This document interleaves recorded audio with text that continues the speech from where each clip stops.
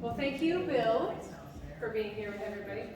We have a few people out of town, so I know there's some spots missing, but they're going to be able to watch this video along with the town. So thank you for being here. We're going to interview Bill Farris, and I don't know, unless you want to bring Barbie up on stage. No? Okay, then it'll just be you. So we're going to ask a few questions, and I would love for you guys to ask questions, because I'm interested to find out more, since I was at your house and I learned a lot so far. I know I'll learn more tonight. Thank you. Oh, the drinks? Oh. Make sure everybody knows. Yes, so if there are drinks in the fridge that you're looking for, they might be downstairs. That's what Judy was wondering. Let's see, I am going to turn this on. So we're just going to flip through some photos and we're going to tell some stories. Let's see. What's going on here? There we go.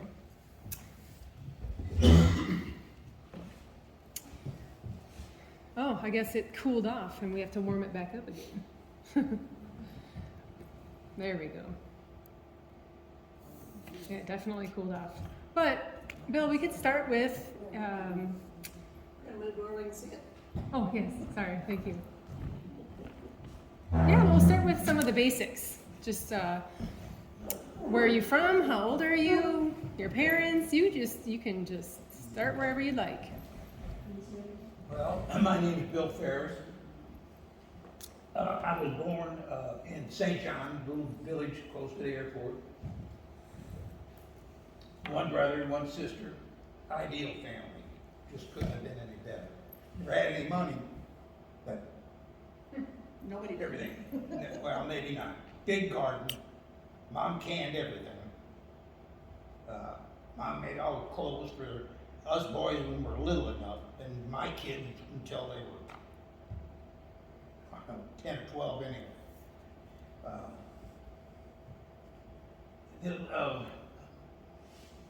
I guess my parents were, my dad was a master carpenter. He lived, but he always had a job. He worked at Monsanto for 42 years. We lived with that was paycheck to paycheck. I can remember Dad came home with his paycheck on Friday night. We went to the grocery store. Mm-hmm. What there was, and like I said, Mom canned everything, including me. Mom and Dad were both from up in around. My dad was from a place called Oak Hill. And my mom was from Owensville, was a mailing address, but actually they lived out off of Highway 19, halfway between Owensville and Cuba. And we went out there and butchered, and they, like I said, that's where some of the canned meat came from. And it was an ideal life. My parents couldn't have been any better. I'm 86 years old. Moved to Augusta in 96. Live in Frida Cutter's house.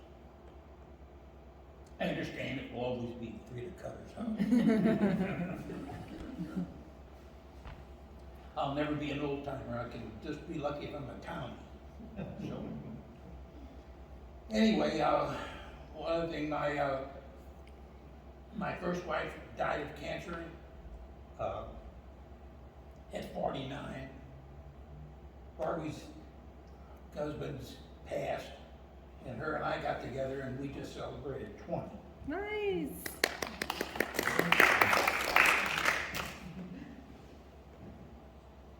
After I graduated, I went to Ridner High School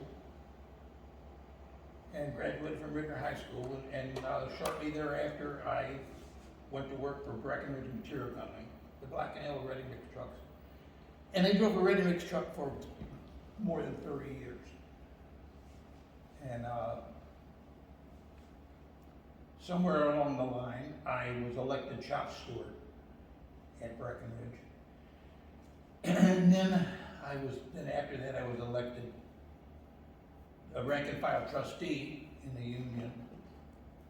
And then other jobs in the union, I was elected for, and then I served 2 terms as president of Local 682, the Teamsters. Yeah. okay? Yeah, no, you went right through that quick. You summed it up. I don't know, what other questions you might have. Oh, there's lots of things we could ask, but I'm sorry, my screen is glitching out here, so I'm gonna throw that picture back up, so. Yeah. I know that you had, The reason for that picture was I had a lot of different trucks for the year. You didn't get a different truck every day. He gave you a truck and that was your truck. If it got concrete stuck in it, you had to chisel it out of there. So that was my favorite one. That was, wow, what a horse that was. That had an 855 cubic inch turbocharged Cummins engine in it. And it really made a driver look good.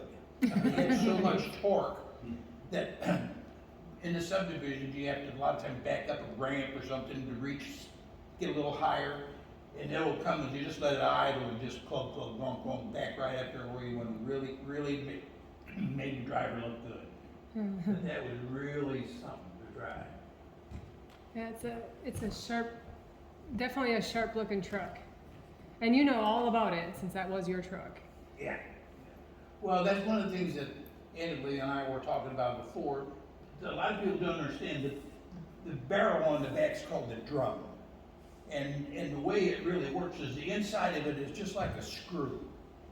It's got blades that are just like a screw. And when they dump the material in there, they run it one way and screws it all to the front. And just, they call it agitates it. Turns it over and over and over again. And you do it the other way and it unscrews it out the back. That's how that works. After you put the concrete in, if you don't keep turning it, it starts sitting up the right way. So the drum stops going around, it's panic time. And you would have to learn the hard way. Yes, I chiseled it out several times, but it's no matter how careful you are, it gets in under some of it in there anyway. There's pictures over there of a ready-mix truck that I restored. It's a 1927. The oldest ready-mix truck I ever saw anywhere. I was interested in because that's what I did. Is that this one right here? No, Yeah, that's. Yeah, there's pictures of it. this one? Oh, yeah, that's when I found it. Yeah. Anyway, the last one that you just saw a picture of was a 12 cubic yard mixer. That's one. That's 12, and the other one, 1.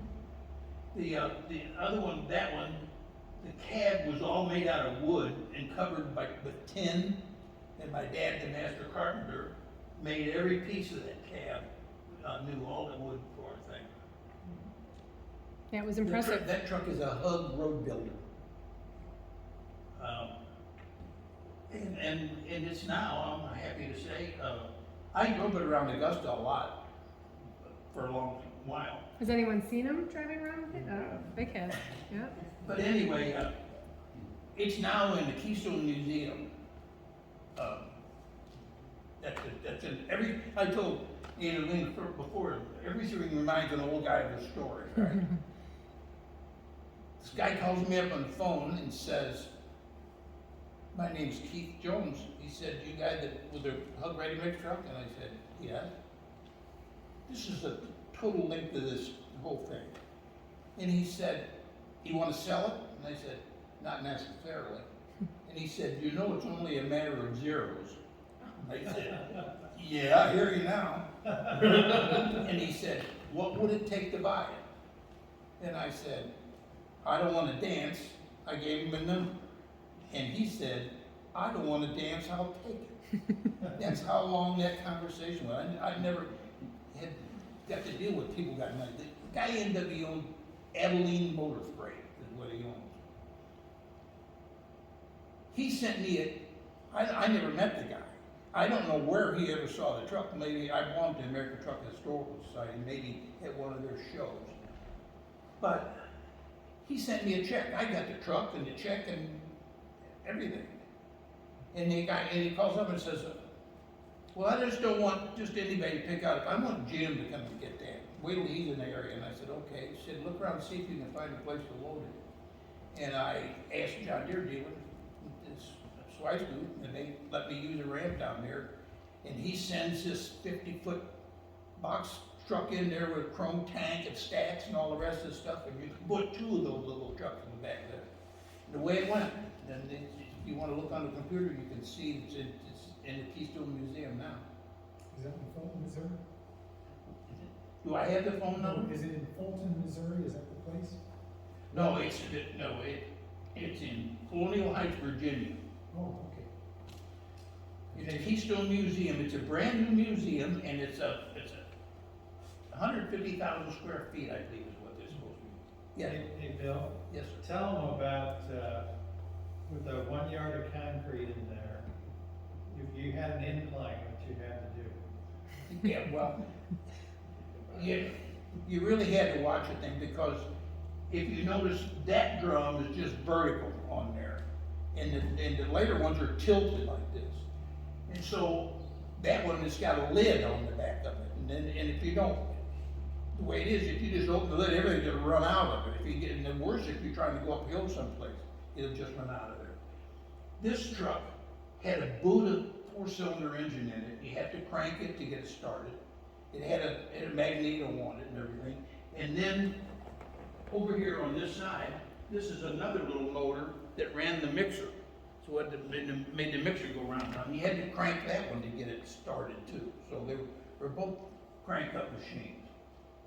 The headlights are where they are right there. When I found it, were nailed under with roofing nails.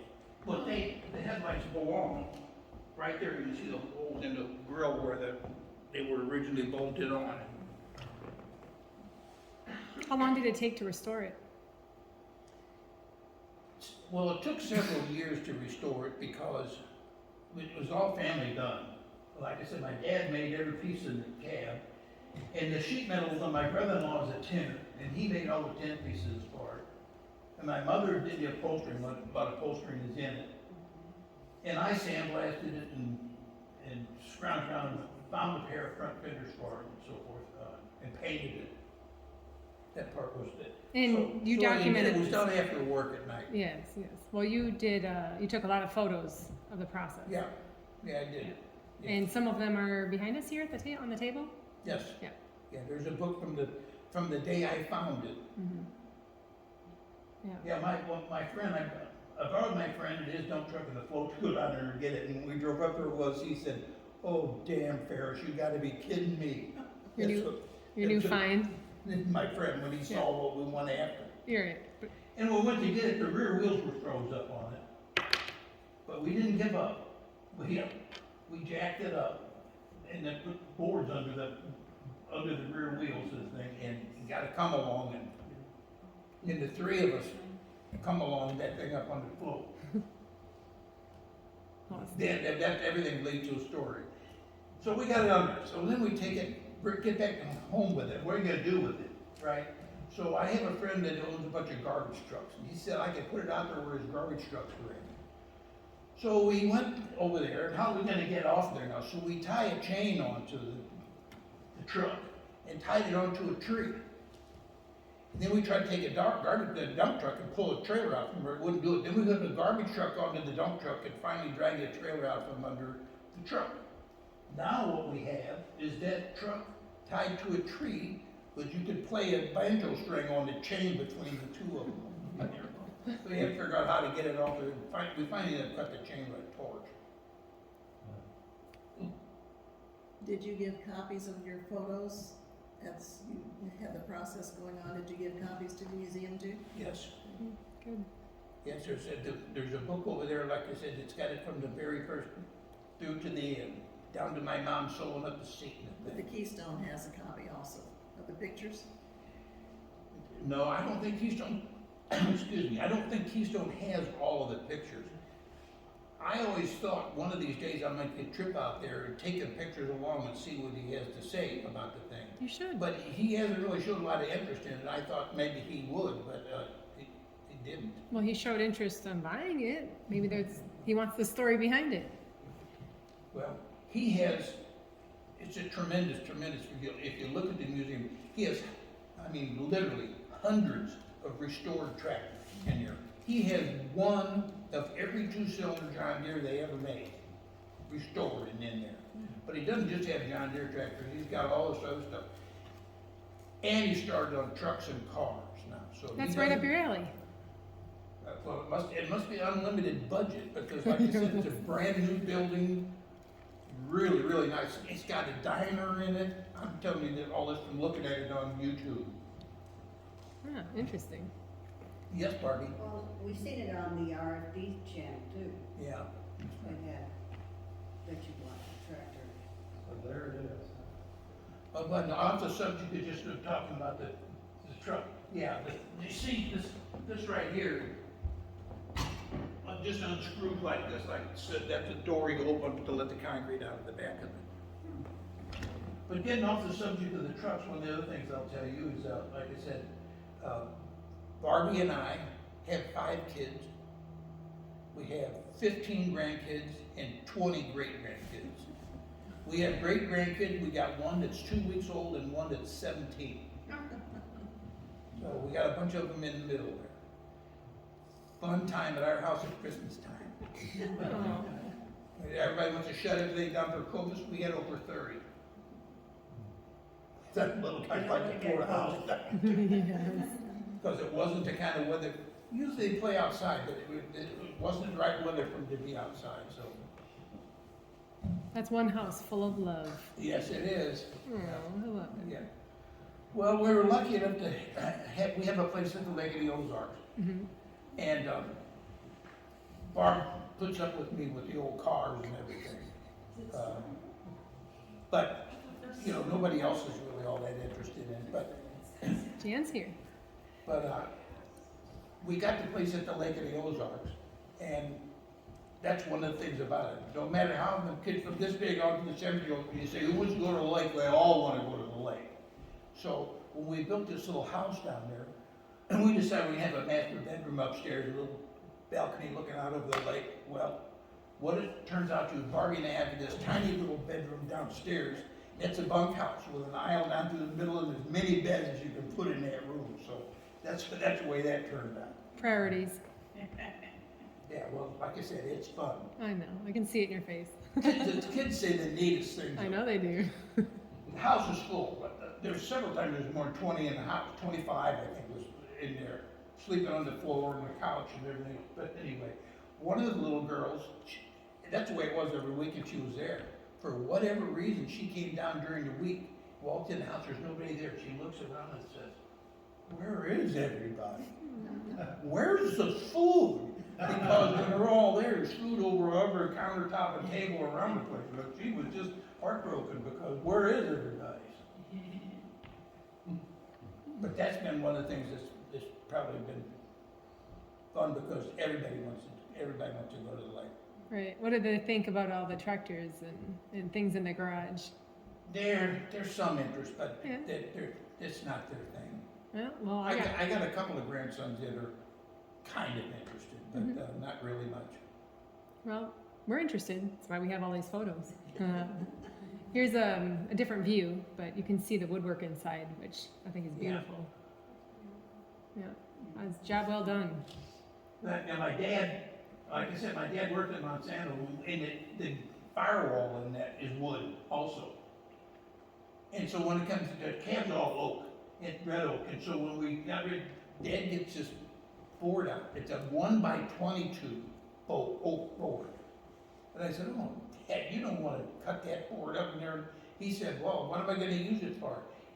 If you can imagine, it came as dunnage between barrels at Monsanto. A 1x22. If you can imagine, go to the lumberyard and ask for one. You know, they haven't seen one for 50 years. And that was where at Monsanto? That was what part? There's a firewall. Yeah, yep. But you said it came from Monsanto? The wood Wood did, yes. came from Monsanto. What was it used They for? were dunnage, but they had metal 55-gallon barrels, and they put wood between them to keep the barrels from beating on each other. Oh, that- And that's okay, what it was yeah. used, called dunnage. Oh, nice.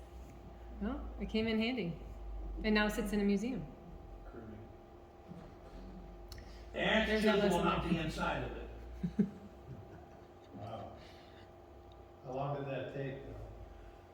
Oh, it really wasn't all that bad. I probably spent 2 or 3 evenings chiseling it out of there. So that. But the thing is, one of the reasons it took so long to restore the truck in the first place was because I was working 10 hours a day or sometimes more. So that's you working inside there, Bill, right? Yeah. What happened to side room? I was gonna. What happened to the youth? That's how I got to be a great grandfather. So many times. Here's just another photo of it. Into some of the cars. That's another little car I have. That's a Bantam. It was made in Butler, Pennsylvania. It's a little bitty car. I had that in several of Augusta's parades too. I know. What year is that? It's a 1939 Bantam Roadster. You still have that one? Yeah, And on the blankets it's on in the top. garage this morning. Obviously, I was ready for a show. But I You put kept a couple asking, do you want me to hours take everything off? I said, I don't know, I feel bad, and I can see the car underneath. It's pretty. And you said you've taken that through to some of the parades?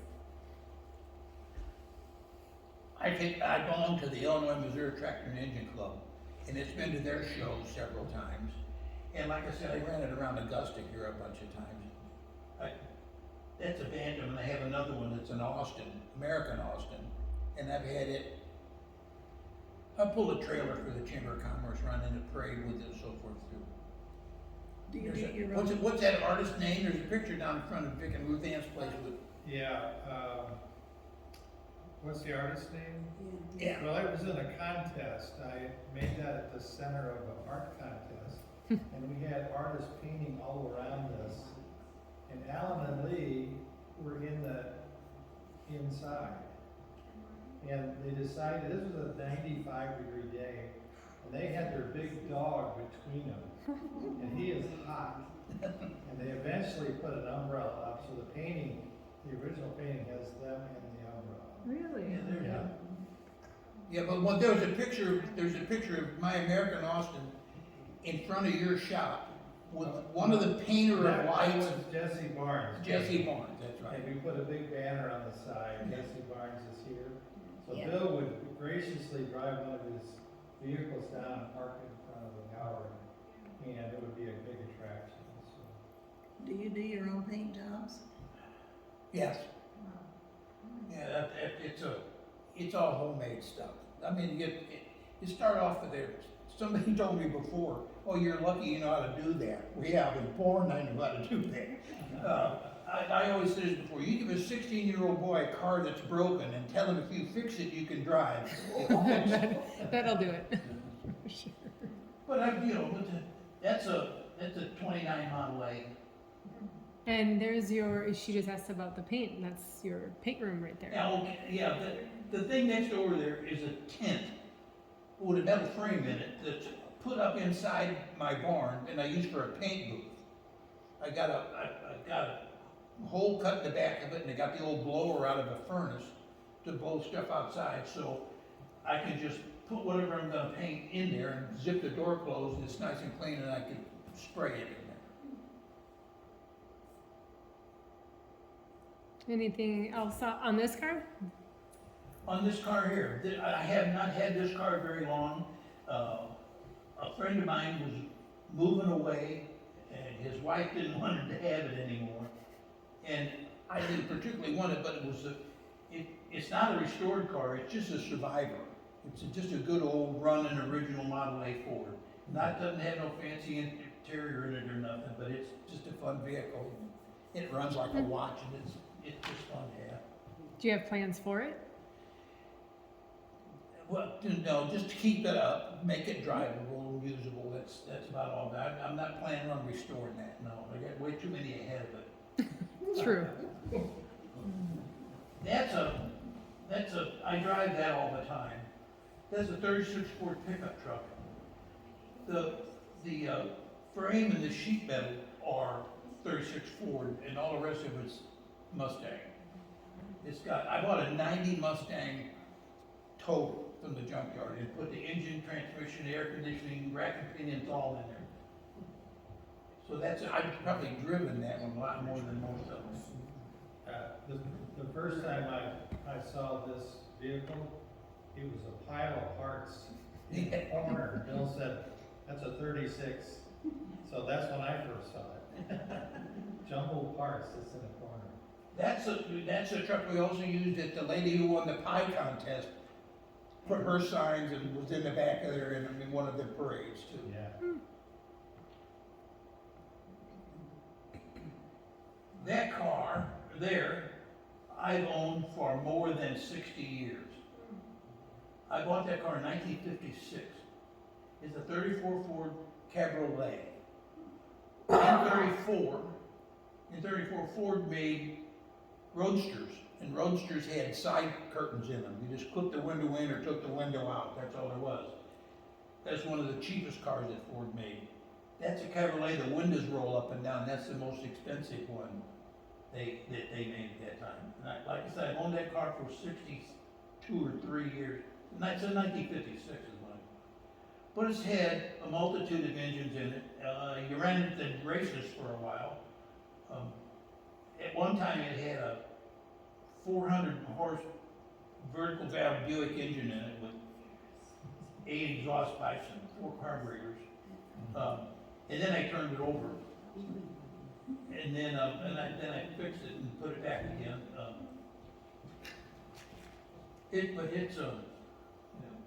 It started. I had it out running around yesterday. It's a rumble seat convertible.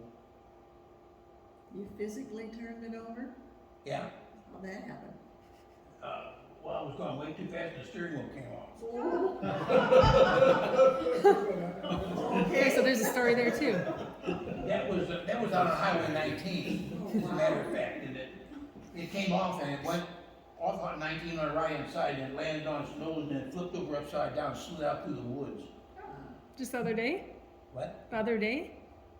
You said this happened the other day? Oh, no, it Okay. had a long. Oh, I was gonna say, what? He had redone it since he turned it It over. was all tore up like this. It was all, I just pictured this happening the other day going, wow, Bill. no, after that happened, my friends went and got it and drug it home. I was still living in St. John then. And it was all smashed up and everything, and I went into service and went to France for a couple of years. So it didn't do nothing to it it laid there all bent up for a long time. But I finished it and painted it in Augusta here. I painted it, I didn't have my paint booth yet, I had painted it out in the yard. I have a photo of it, I just don't know if it's next. You're lucky you didn't get hurt when you rolled that over. Right. Yeah, I am lucky that I didn't get hurt. Yeah, I sure am. Live to tell the stories. Yeah, and that's a club I belong to. There it is. Yeah, that's paint the bodies. I took the body off and I made a deal for that cart right there. I can pull that cart around with my garden tractor. And what I had, and that bracelet goes from the top of the windshield to the back to keep the body from bending all out of shape and everything. But what I had it on there upside down first, so I fixed the bottom of it, painted the bottom of it before I turned it over. It's that pretty blue. We call Well, it now there's the American Lost. Call it what? B&B blue. B&B. No. We mixed it. And Barb and Bill Blue, that's what that story is. And the body was upside down like the picture was before there. Okay, it was on that card upside down, and I painted the color on there. My chief over there looks at it and said, "No way, that's all. We ain't painted that color." So I said, "Okay." So her and I went to the paint store, and we look it all over and everything, take it out in the sun and look at the paint and everything. That's the color. That's it. Well, paint's $120 a gallon for it. But that's the right stuff. So we bring it home, and I paint the bottom of the car. Not all of it. I just paint a little bit. She looks at it. Not it. So what we start doing is start mixing a little bit up at a time, putting an ounce of black in it or a little gray. We fool around with it till we come up with a good color. That's it. So the kids said that's Barb and Bill Blue. It's custom color. Everything, like I said, reminds me of a story. But one of the things about my Send military you an time, errands next time he paints. President Kennedy sent us to France in '61 and '62 when the Russians put up the Berlin Wall. Not only took it down, when they put it up.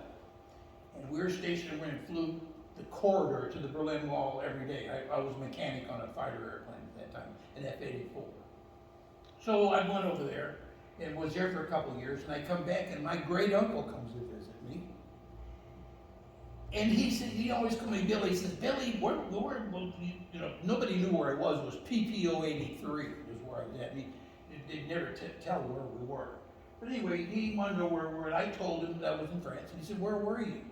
And I told him, well, I was Toul Rosiers, France. He was in Toul Rosiers, France in World War I. Same base. We didn't know that till I got home, but does it show you how what goes around comes around? Yeah. Same base. I could. How long did you serve? I was in the Air Force for 4, but 4 years, 2 years active duty, and the rest of it was reserve. Mm-hmm. Thank you for your service. Anyway, that's an American Austin, and probably the cream of the claim. It's a little bitty car, also. The thing about this, that was made in Butler, Pennsylvania. That's the company that made the first Jeep. It wasn't Willys, and it wasn't Ford. It was American Austin made the first one. And it wasn't a Jeep. It was a BRC, Bantam Reconnaissance Car, is what they called it. And the Army tested it. Bantam's a little bitty company, struggling, never did have any money. The Army tested it, said, great, we'll take 30,000 of them, or 300,000 of them, or something, which Bantam could do anyway. They took it away from Bantam and gave it to Willys and gave it to Ford and said, make them. But that's acknowledged now in history that that's the company that made the first Jeep, was Austin, American Austin. Yeah, that's that same old Ford in 1956 with me sitting on the fender of my dad's front yard. My dad was a patient man. How old do you think you were there? Does it have the year? Probably 18. Yeah. Is Austin the same company that made Austin Healey's? No. Okay.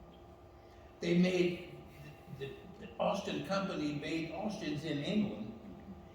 And this Austin was an offshoot of that. And actually the first few years, they had to pay a toll to Austin for every one of them that they made.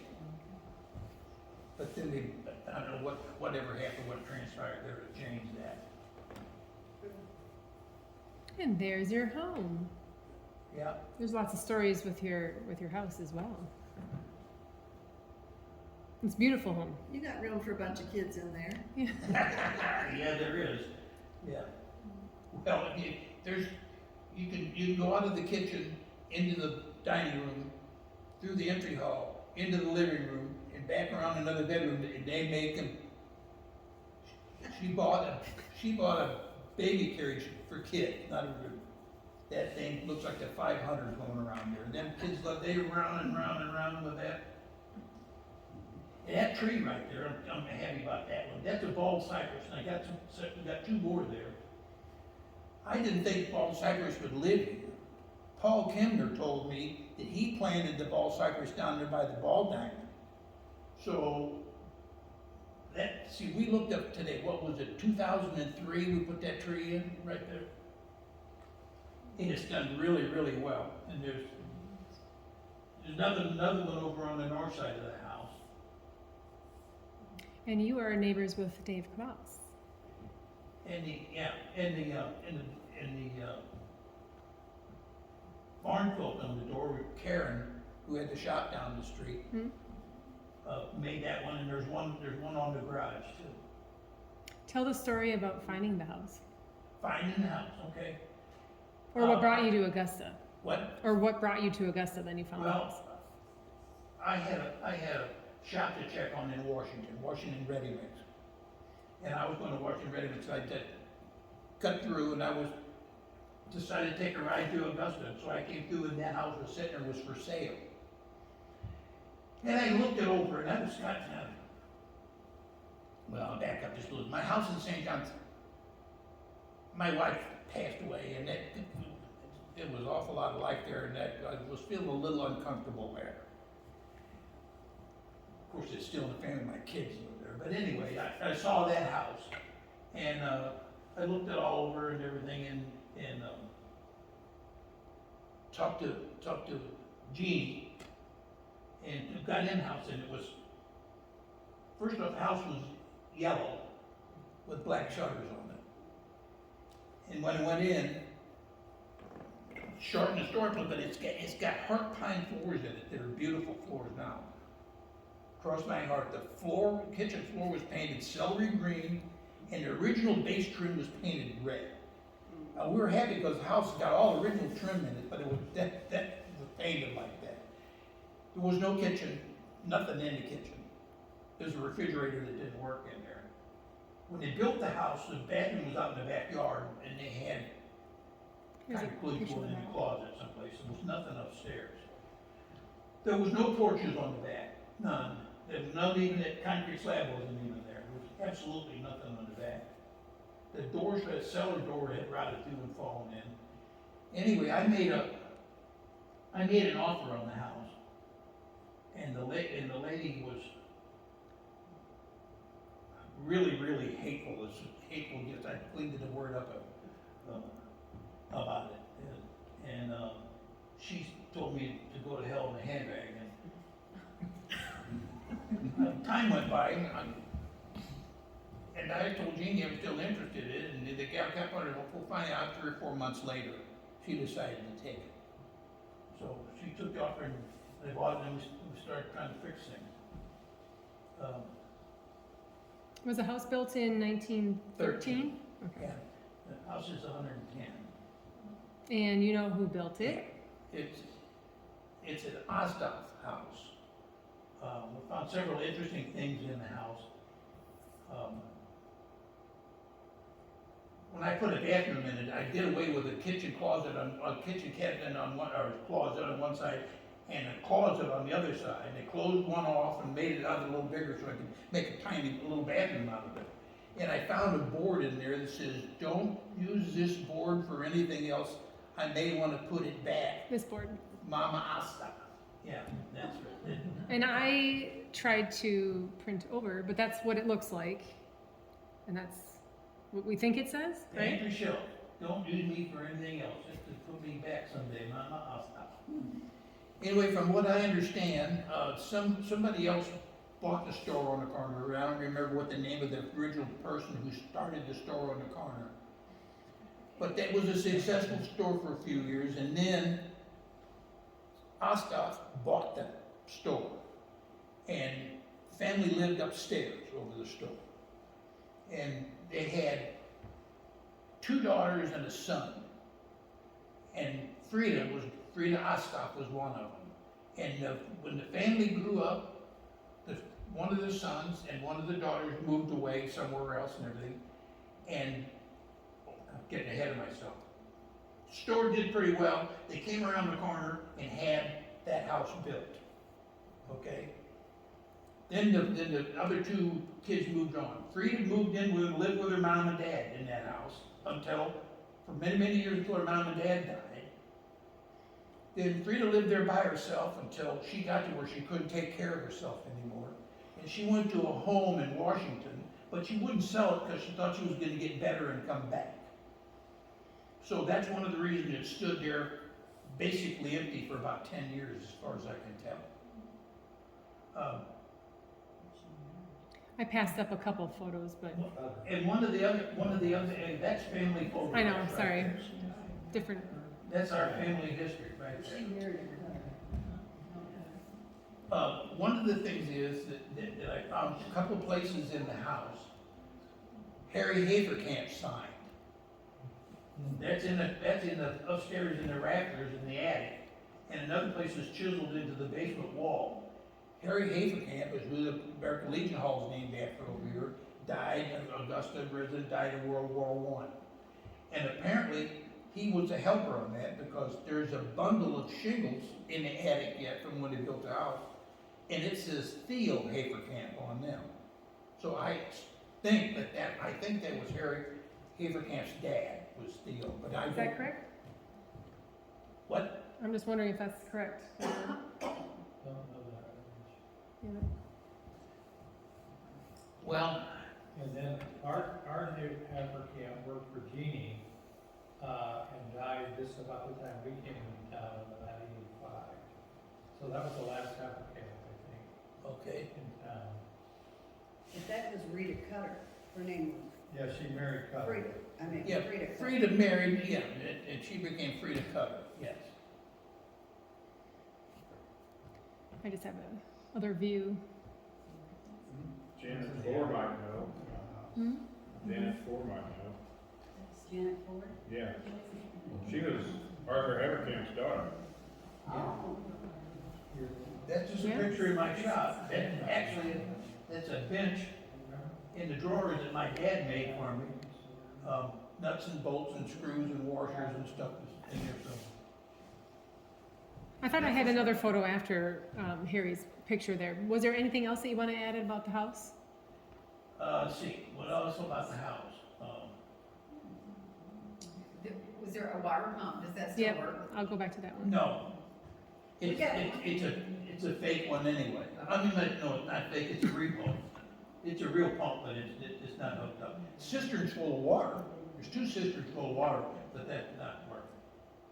We got an electric pump in the other one over there that Barbie waters all the stuff around the gazebo with and everything. But both those cisterns are full of water. Hey, What Bill, else? Bill, that kind of house, was it like a pre-built modular kind of thing, that kind? No. As far as I can tell, no, it wasn't. Built it like a regular house. And, yeah, and it wasn't a barn raising either, it was built by contractors, it was built by, you know, Okay. as far as I could tell. Now, most of the information that I had on it, a lot of it came from Paul Kimner and Bob Kimner and Harry, now I lost the name, lived right down there on first house on the left-hand side on Walnut, Oh. Her name what was that? and his wife was named Mary, Lane Holt? Leighton Holt? Leighton Holt, yeah. That's most of the information that I have, came from those guys, Leighton Holt had lots of information. Leighton Holt's dad was the one that had the blacksmith shop here in Augusta forever in 6 months. I was looking at the eaves on the house, they kind of bubble under, or are those original? The eaves on the roof, No, they're straight. It just looks like in the picture. okay. I'm sure they weren't originally, but they're They're covered straight, now. Hmm. But they're straight. And I had, my cousin was in the business, I had to put a metal roof on it. Well, it looks nice. And I've been inside. It is nice. Let's go back to, where was that? Yes, you were just talking about how your dad had made that for you. Well, like I said, it's amazing how they are. Those drawers he made, they got a groove cut inside of the drawer and a metal and a wood strip in the door. And there's a lot of those drawers that I'm sure weigh 60, 70 pounds full of nuts and bolts. You can still pull them in and out. And he made the thing, it's 1975. I made a tag on it so I remember exactly when Dad made it. Obviously not the metal part, but the wood part. And it's got a 2x top on it. Where did the drawers on the left come from, Bill? The doors on the left came from different flea markets, not all from the same place. They look like 1930s or something, Dave, I haven't got a clue. You know, like I said, didn't even call from one place, but if I saw, there's 3 or 4 different sets in the barn, and I can't tell you where any of them came from for sure. But you are very organized. Unless I'm wrong. They certainly aren't used every day, that's for sure. That's okay. That's the latest project.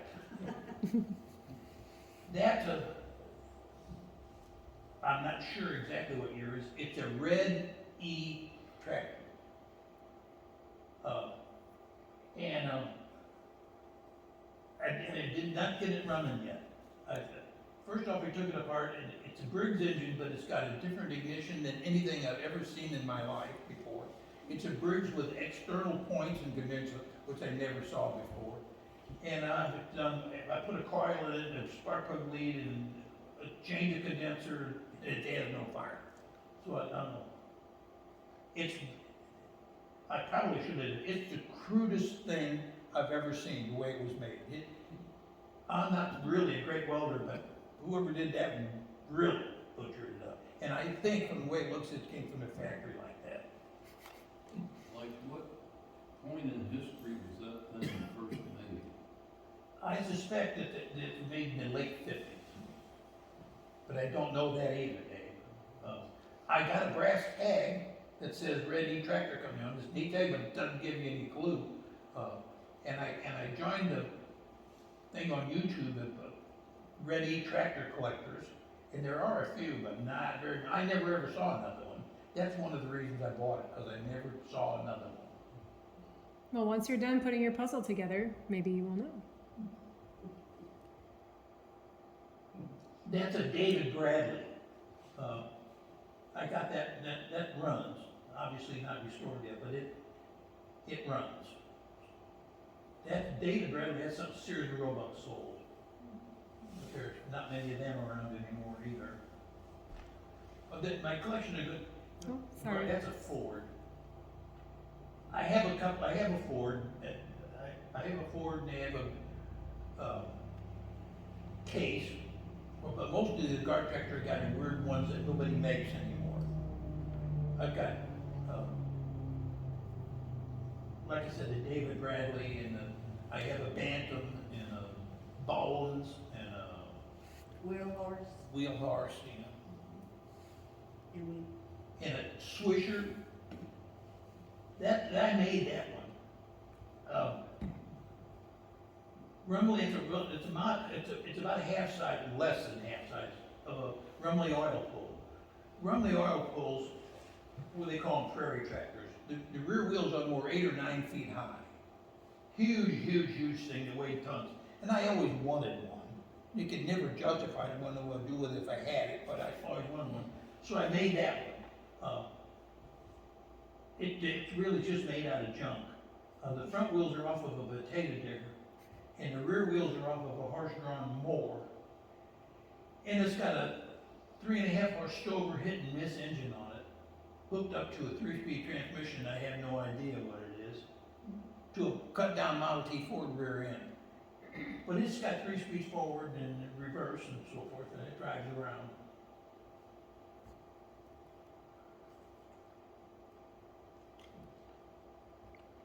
That's a Jim Dandy, really, named Jim Dandy Economy. And my friend gave me that. He backed his van up the driveway and dumped the pieces out. And that one's a 1940 Oliver. It's an original tractor, it runs good and everything. It's not been restored, but it's all there. I had it at the lake for many years. My kids used it for a horse. They drove around everywhere on that thing. Do you have plans for it? What? Do you have plans for it? Do I? Are you going to restore that one as well? Oh, yeah, I probably will paint that one. It's really, all it's gonna take is clean up and paint, because it runs good and it's all there. Most of the time with those old tractors, the first thing the farmer does is take all those side panels off and throw them away, because they don't really need them, so they're really all hard to find anymore. Did that one come intact, or did you have to find the panel? No, I had to find some of them. Oh. Fenders were on it. That is a root, is the name of that thing. A Looks builder fun. fell in, and my friend found it in there, and he gave it to me. I've got all the pieces for it. It's really rough. I don't know whether, I think with that one, I'm just gonna make it, drivable, so I can drive it around, just leave it rust. Sure, why not? Oh, That's Ms. Malencroft back there's treasure. that's my treasure. Yeah. yeah. That came out of Jan's family. That was Earl's With dad. Jan, yeah. Earl's dad. Yeah. Jan's father-in-law, right?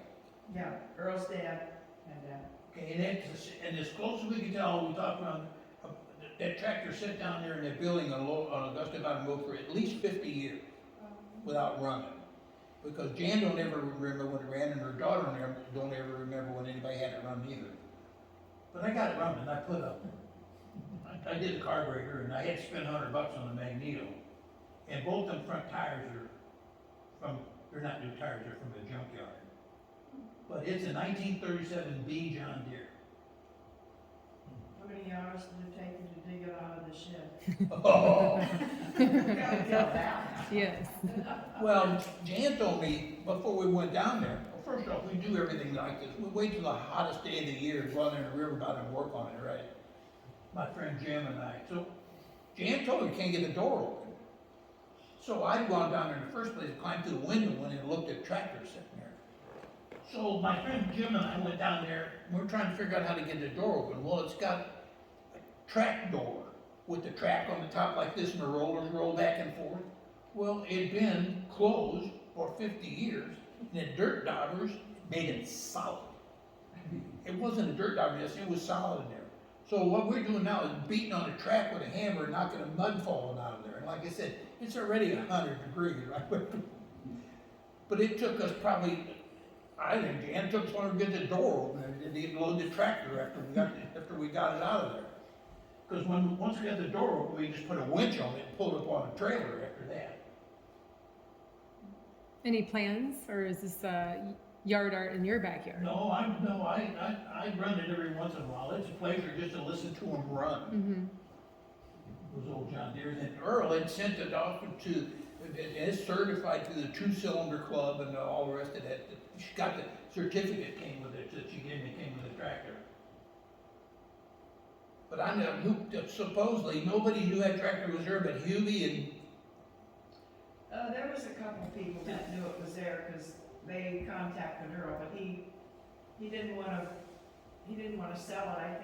I don't know if he had plans to do something with it or not, but he didn't wanna get rid of it, but. No, it was a different shed. well, I don't have an order for the stuff. I got so many projects. Those garden tractors, look, I had 12.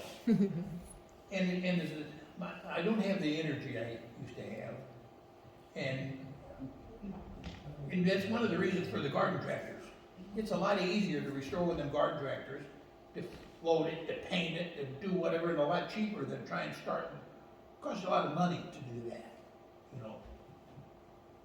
Well, That end up having, what, $1,000, $1,500 worth of tires to put on it. And those original tires on the back, both the front ones were rotted off. And those wheels came from the junkyard over in Illinois. And they look in the picture better than they are. I didn't want them to look like they were new, so they were Alice Chalmers wheels, and I just sprayed them a little yellow on them so they didn't look out of place. yeah, it looks great. Yeah.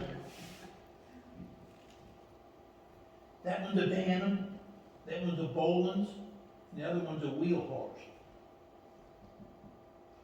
How many garden tractors have you had? I have 12. Total, I've had 12? Okay. I have 12 now. Now? Oh, okay.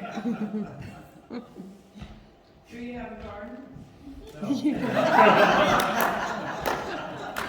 Good one. Really? No. we got tomato plants. Does that count? It does count. That's a manure spreader that Ellen Fraser gave me. It was sitting down there behind the White House for a long time. And I took it home and cut it down and changed it around and everything, and I built in another tractor kind of like I did that Rumley oil looking tractor. I'm gonna make one out of that too. Yeah, there Sorry. it is now. Oh, I'm sorry, was there anything else on this one? I clicked it too fast. Okay. That's what I started with, and the next picture is where it is now. Okay. Not no more than that. I've got the frames narrowed down so it's the right size, and it's got the axle cut to the right size, and the rear axle on it. Got the chain drive hooked up for it. Got steering put in it, so it guides. And what I'm gonna do is I got the laying on the floor. I've got the transmission out of the 25 horse John Deere garden tractor. It's a hydrostatic transmission I'm gonna put in there. So I have multiple speeds with the thing, and then I don't have to worry about a brake, you can just pull it in reverse, you know, if you wanna stop. And the tractor I'm mocking has that kind of a round piece for it. So, this piece. And then there's I got the grill made for it, the thing that goes in the front of there. That engine is a 6-horse Hercules engine. Anyway, that's the current project. Nice. And that is our last photo. Oh, yeah, that's the real one, in the magazine land, there's a picture of the real one. So Oh. Bill, do you know your way around junkyards?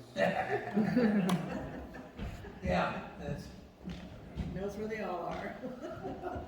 yeah, I think that, not as much as I used to. I used to go to the Porky junkyard all the time, and I knew more about what Porky had than he did. Really? Oh, yeah. So one other thing I was going to bring up is since I volunteer at the museum, and Tell Like It Was in the museum kind of go hand in hand with documenting and sharing stories, but also that you were a friend with Anita. I didn't get a chance to meet her. I had just missed her when I moved here. I read some of her books. I know that you have her books. There's some references in there and whatnot, but that you guys had became friends. I know in one of the stories, Paul had mentioned the story of how you met Anita, and you can tell that one again for sure, but also maybe to add to it. I think that story is funny. Well, how the story that I met Anita. I went down to the town museum, and I parked my car down at the end of the parking lot, and it was a school bus parked long ways in the parking lot there. And I got out of my car and I'm walking, just as I walked by, nobody's on the bus, just sitting there. So it was like, just as I walked by the bus, car pulls up and rolls the window down, and I didn't know who it was Anita, and she said, "You can't park that bus there." And before I could say anything, I started to say something, she said, I don't care what you got to say, you can't talk back to me, you can't park that bus, or I'm telling you, move that bus right now. And I said, well, I'm telling you, I'm not moving the bus. And I walked up and went on inside the museum and sat there and talked to Mary and Leighton Holtman. So I was sitting there at the table talking to them. So we're sitting there for a long time. And about an hour later, the car comes, she walks in, she looks at me and she said, "You weren't driving the bus, were you?" I said, "No." So we were friends ever since. So were there? And that's how I met Hubie, her brother, is through that. Yeah. Because he ended up telling you the story, and that's how you. Yeah. But is there any other Anita stories? Well, we were just she signed all the books. We talked all the time, and found her very, very interesting and Yeah. very, very well educated person and all. So Yeah. I don't think anything else, Barbie. No. You What know, a kept you- play that she had up at the school, remember that? That was interesting. What did I get? The play? Yeah, she had a play on stage. Yeah. Yeah, she used to be really involved in all kinds of things That in was town. for the, You know. Her and Hubie both. Mhm. They had a production at the school, and her and Hubie were both in it. And at the Christmas walk, she used to give a presentation down at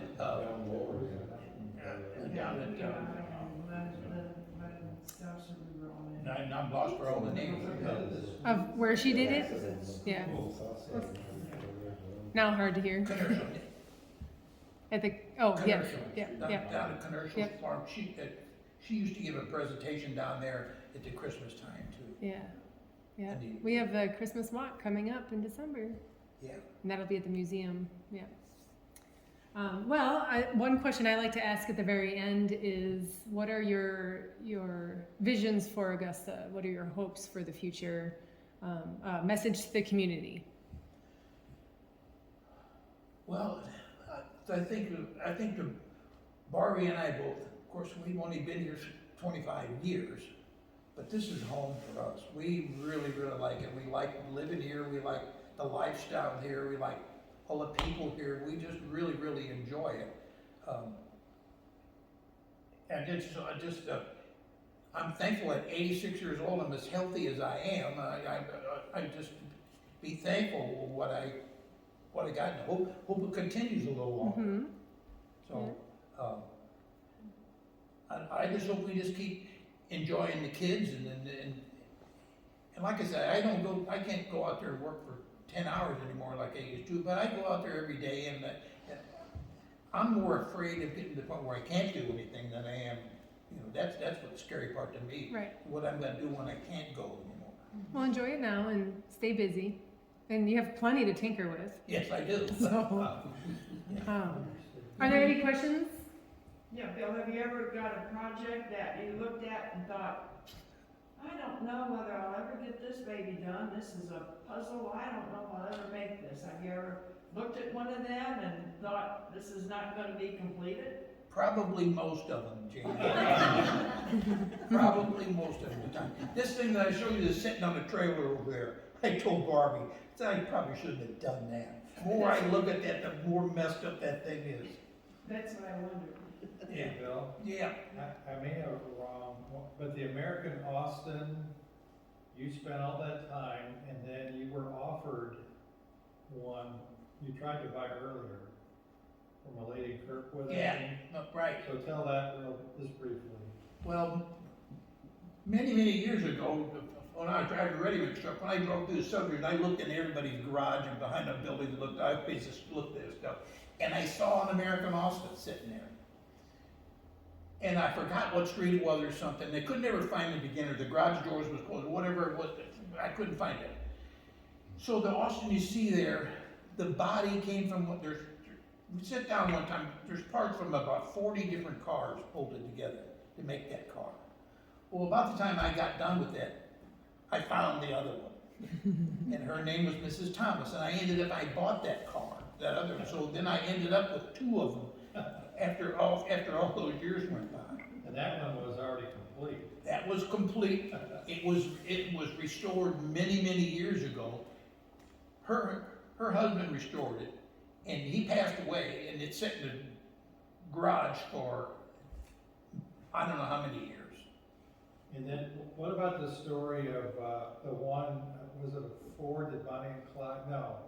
The one guy that wanted that one model you had was a 34 or 5, and he kept calling you every year, offering you more money. What was that?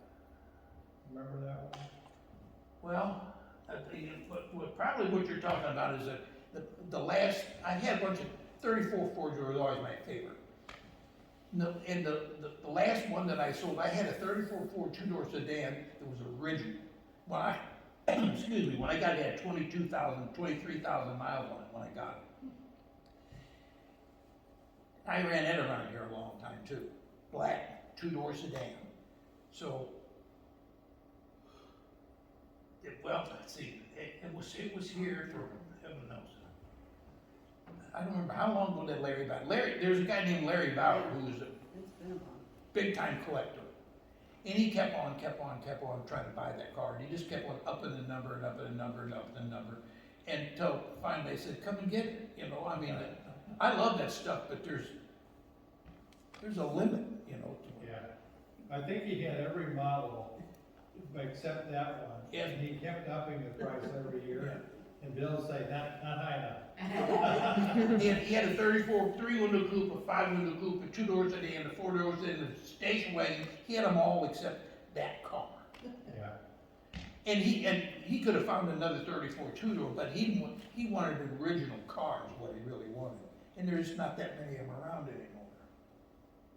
I just thought of 2 more questions. First one, what's something that you've always wanted and couldn't get your hands on it?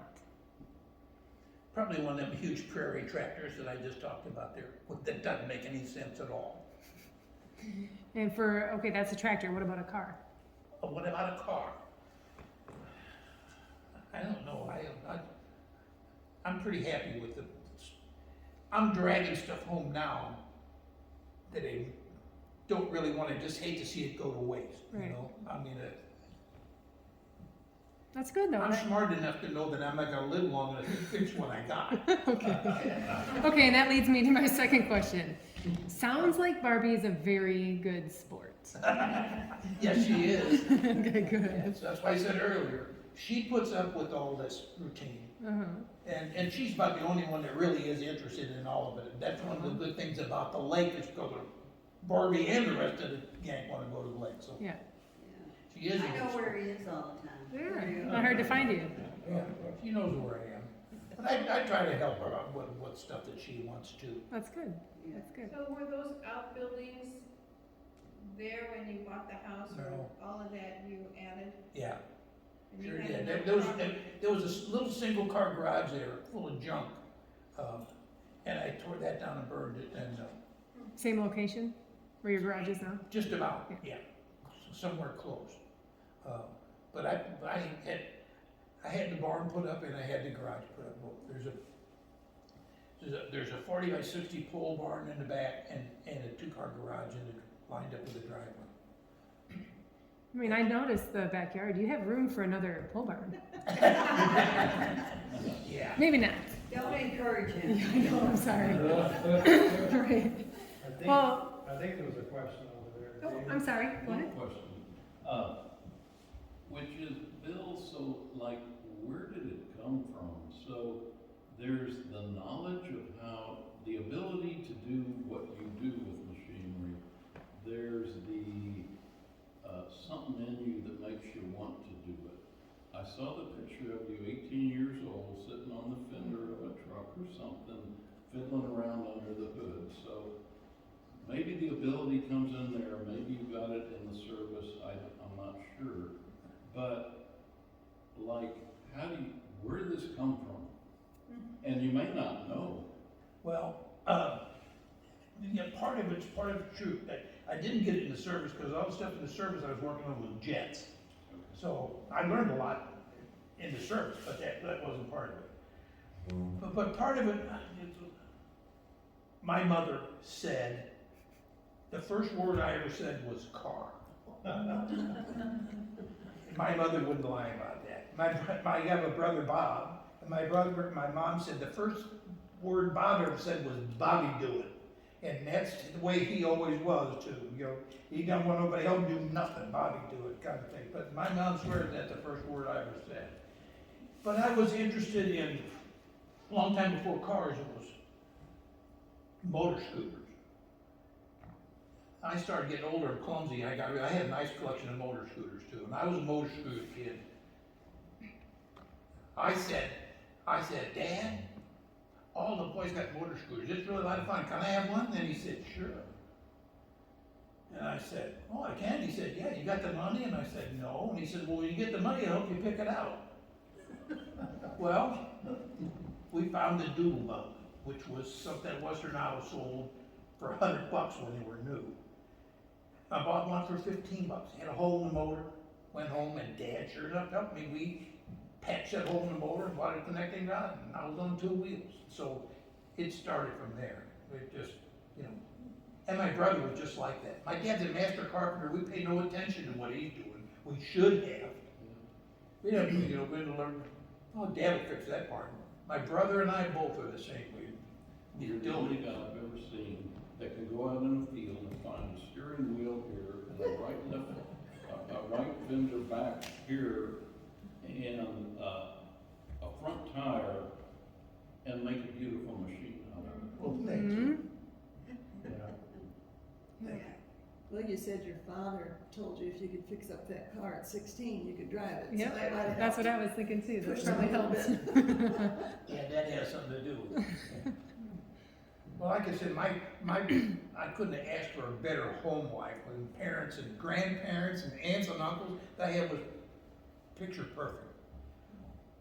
But we lived in San, we didn't have any money, but anybody else did. We didn't know the difference because we were just like all the kids who lived around us. You know, we were all the same, basically speaking. And if you wanted something, you almost had to buy something broken, fix it. It's about the only way you're going to get it.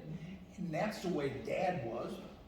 All the furniture we had, not all the furniture, but a lot of the furniture we had, Mom covered stuff.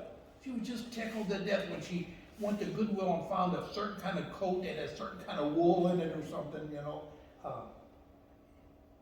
And that's the way life was. It just didn't ever know any different than that, really. Wasn't nothing bad about it. It was just different. Just like the canned meat. Yeah.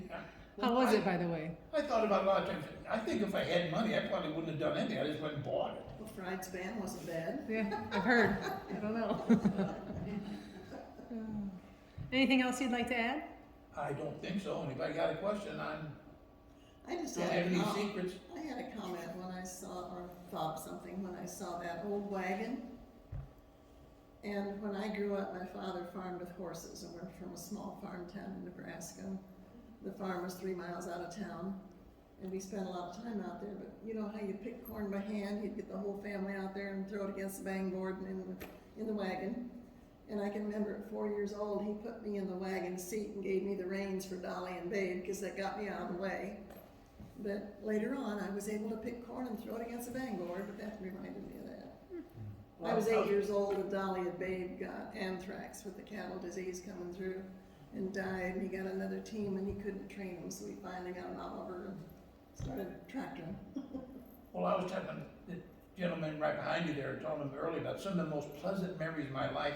My grandpa, my namesake, lived out on a 100 acres on a dry farm. And they were pretty poor farmers. I mean, not talent-wise, but they never ever had anything. And they didn't have the combines and all the rest of the stuff, which when I was a little kid, nothing more exciting than the thrash machines coming. Because when the thrash machines coming, all the neighbors get together. All them kids and all them tractors and all come from everywhere. You know, this neighbor, then this neighbor, then done. Well, hey, now I'm 8 years old. How can I have more fun than that? You know, and this huge keck on them and tractor coming with a sheet iron roof on it and dragging the separator behind it. Best memories, you know. When my dad was 18, he bought himself a combine and went around all these farmers and did their fields. That's how he made his money. Yeah. Yeah, it's just, I guess that, you get part of that and again, and the thing is, my parents were both, they lived in St. John. They're all their married life basically, but they were country people to the end. Don't leave. I know. That's Barbie. She's stretching her back. Well, we can wrap it up. I do thank you, Bill, for being here. And yeah, it was interesting. We could always learn something about a tractor. I definitely learned a lot. I learned a lot coming to your house, which thank you very much for that as well. I'm surprised that you won. Oh, I wanted to. Thank you. I'm surprised you wanted to talk to me because like I still said earlier. Oh, my I friends did think I'm too. nuts for all this stuff. No.